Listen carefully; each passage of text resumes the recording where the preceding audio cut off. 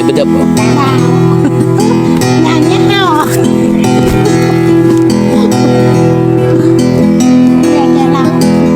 Đừng có giấc mơ đêm im mộng đừng có cái giấc mơ đêm im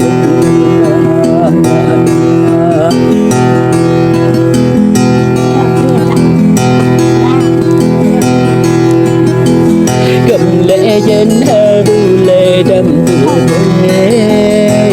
Không tâm lọc. ta được nó mơ ai coi chẳng giảm ta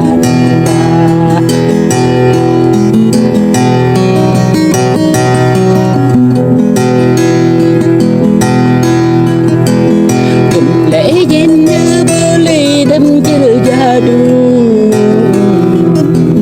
cầm lệ trên hơ lệ đầm đã